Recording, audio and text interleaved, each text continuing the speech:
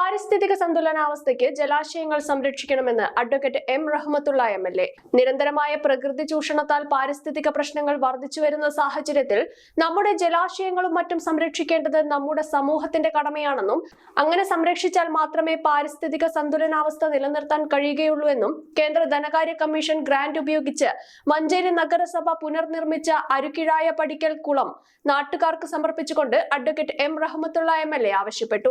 മഞ്ചേരി നഗരസഭാ ചെയർപേഴ്സൺ വല്ലാഞ്ചിറ അബ്ദുൾ മജീദ് അധ്യക്ഷത വഹിച്ച യോഗത്തിൽ vice chairperson advocate Beena Joseph, സ്ഥിരം സമിതി അധ്യക്ഷ റിസ്വാന സാദിഖ്, മുജീബ് മുട്ടിപ്പാലം, സുബ്രഹ്മണ്യൻ, അശോകൻ, ഹമീദ് നീലിപ്പറമ്പ്, ഷംസുദ്ദീൻ, ശിവകുമാർ, ഹുസൈൻ ഹാജി, പരമേശ്വരൻ, പ്രകാശ്, ഷിബിൻ, ജനാർദ്ദനൻ മേനോൻ തുടങ്ങിയവർ സംസാരിച്ചു. വാർഡ് കൗൺസിലർ പി നിഷാന്ത് സ്വാഗതവും അബ്ദുൾ അസീസ് നന്ദിയും പറഞ്ഞു.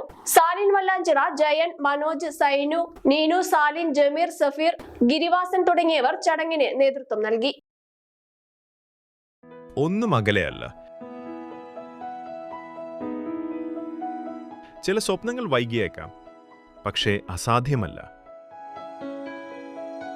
പുതിയൊരു തുടക്കം കരുതലോടെ. അത്യാധുനിക സാങ്കേതിക വിദ്യയും പ്രതീക്ഷയും വലിയ സ്വപ്നങ്ങളെ സാധ്യമാക്കും. ഞങ്ങൾ കൂടെയുണ്ട് നിങ്ങളുടെ കുഞ്ഞു വലിയ സ്വപ്നത്തിനായി.